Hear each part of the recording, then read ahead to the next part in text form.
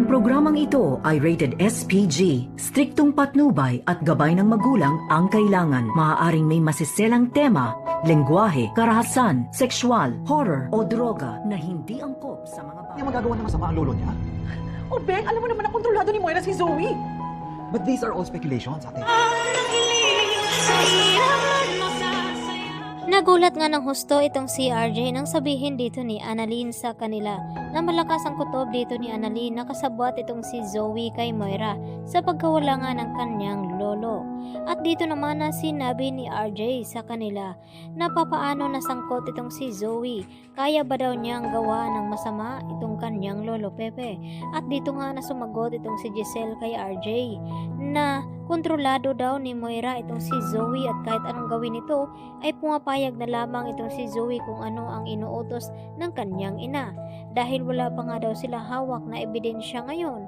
At dito naman na napaiyak na lamang itong si Giselle na baka na paano na daw itong kanilang ama ni RJ dahil hindi nga nila magawa ng paraan kung ano ba talaga ang dahilan na kung bakit pinadukot nga ngayon itong si Don Pepe.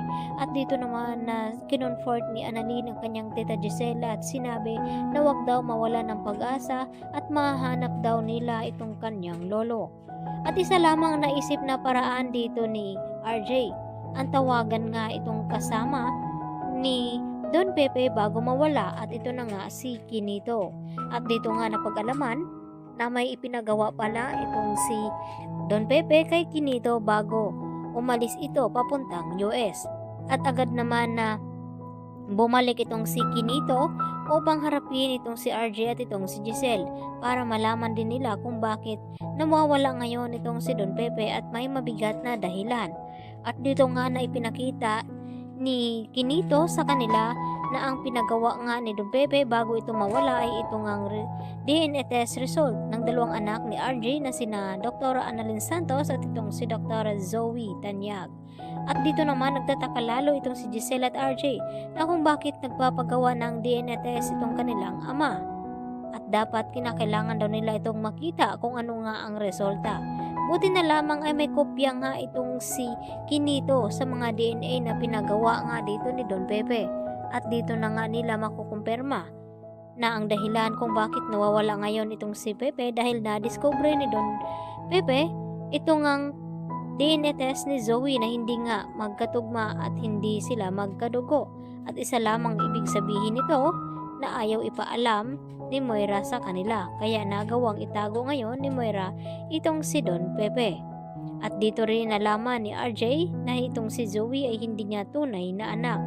Lalo pang tumitindi ang kutob dito ni Annalyn dahil sa nalaman niya na itong si Carlos tumatawag ng palihim dito kay Zoe. At pumunta nga sila sa Eastridge at kinompronta nga nila itong si Carlos at todo deny naman ito.